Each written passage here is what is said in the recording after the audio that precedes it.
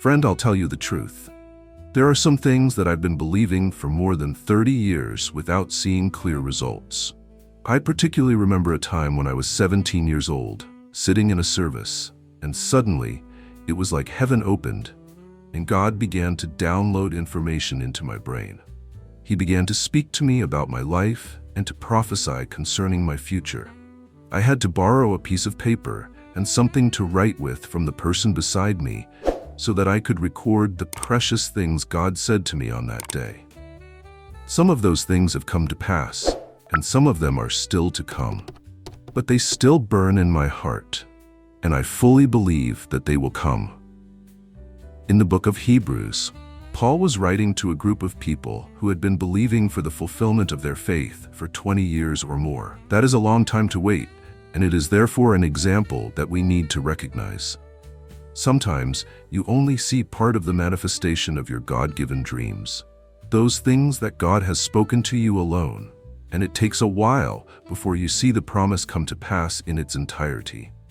During the time of waiting, we must understand that waiting alone doesn't bring us anything, but waiting and believing is a combination that will bring us the full manifestation of our dreams. Of course, it's much easier to say that than to actually do it. The book of Proverbs tells us that something happens in our hearts when we have to wait for a long period of time. When our hope is put off, our hearts grow very sad. Proverbs 13:12. The fact is, we are just not very good at waiting. What often happens is that God says something to us, and we are initially excited and eager for the fulfillment of that promise. So we start proclaiming, professing, and looking out for it.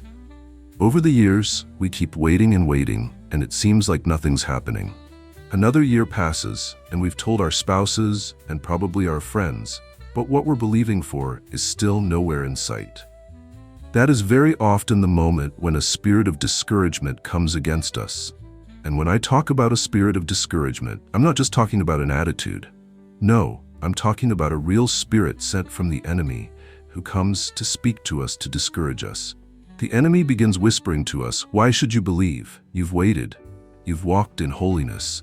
You've gone to church. You've done what God required. Don't you think that this is a fantasy? Maybe you misunderstood God. Maybe you just think God promised you something. Maybe it was just your imagination. If you would give up this dream, then you could finally move on with your life.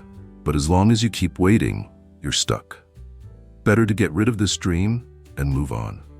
Friend, have you ever had these thoughts before? I am sure all of us have. They come from a real spiritual entity that comes to us, especially when we're weak and tired. I want you to remember when Jesus was led into the wilderness for 40 days after he was baptized in the River Jordan. The devil waited to begin his assault against the Lord until Jesus was physically and probably emotionally weak. When he'd been without food for 40 days, Satan began speaking to Jesus, tempting and testing him, because that's when Jesus would have been an easy target. Likewise, the believers in Hebrews had been waiting for 20 to 25 years, and they were extremely tired. They were at the point of giving up, rationalizing to themselves, maybe this isn't what God promised. Maybe we misunderstood. Their minds were probably being influenced by spirits, but they thought it was just coming from their own minds, and they didn't know to fight back. The devil is so seductive in the way that he speaks to us. And sometimes we need a good wife or husband just to look at us and say, "That is the devil talking to you." We need a good friend who will say, "That is the devil speaking. Those are lies." God is not like human beings who will lie or change their minds. So whatever he said to you back then is what he is still saying to you today. What he promised he would do is what he will do, even if you're tired at the moment. This is why we need to listen to the command of Hebrews 10:35. "Cast not away therefore your confidence, which hath great recompense of reward." That word confidence in Greek is the word parasia, which means boldness, and this word always has to do with people who are bold in their speech. The Apostle Paul said, "We also believe and therefore speak," 2 Corinthians 4 verse 13, because faith is simply not quiet, not ever. It is always speaking. What you believe in your heart comes out of your mouth. And this particular word confidence, used in Hebrews 10 verse 35, describes somebody who is so bold about what they believe that they are publicly proclaiming and declaring it.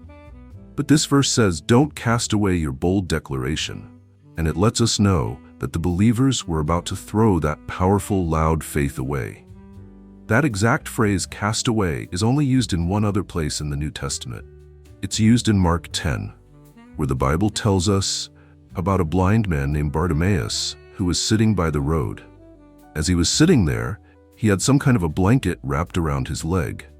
And the Bible wouldn't tell us that if it was unimportant. It's painting a picture for us. This was a blind and sick man wrapped up in this blanket. When he heard that Jesus was passing by, Bartimaeus started screaming for him to have mercy. And as the crowds tried to quiet him, he only screamed louder. Eventually, Jesus did call him over, and then we see that phrase, cast away. As Bartimaeus arose to get to Jesus, he couldn't get up because of the blanket that was wrapped around his legs, so he grabbed it and threw it out of the way. That blanket was stopping him from getting up and moving forward, so he had to get that blanket off him.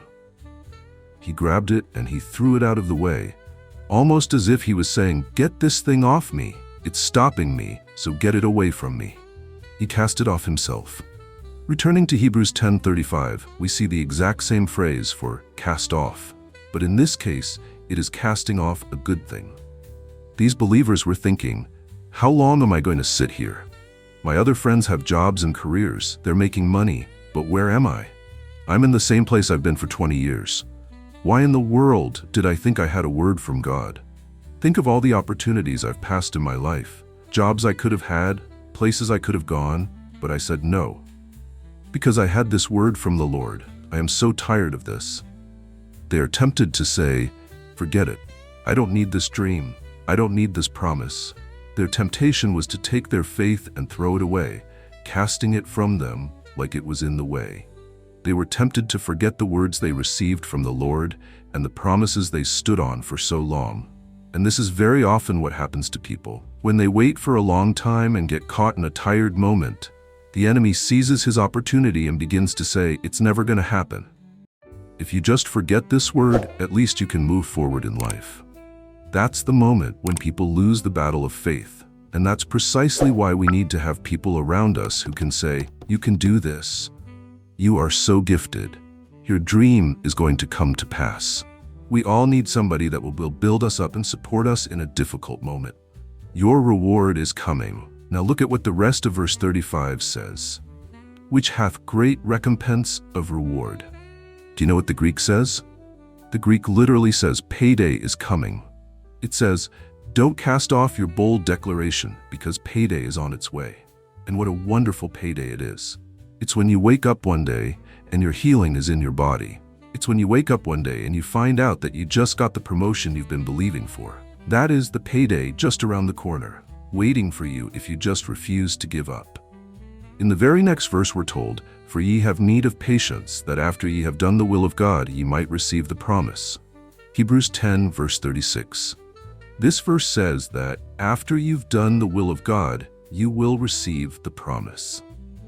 Now I want to tell you something you may not want to hear, but it's the truth. God's will isn't just about you receiving your healing or getting blessed.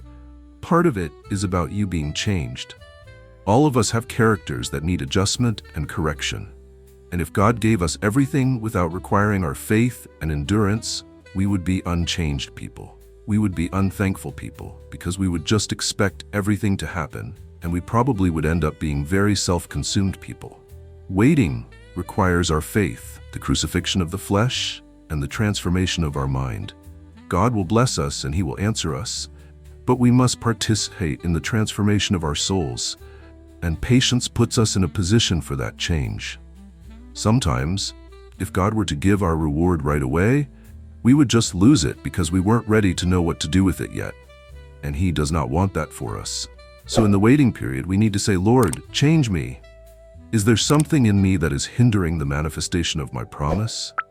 Change me and transform me. Let your word change the way that I think so I can receive your promise and keep it once it comes. That is part of the will of God while we wait.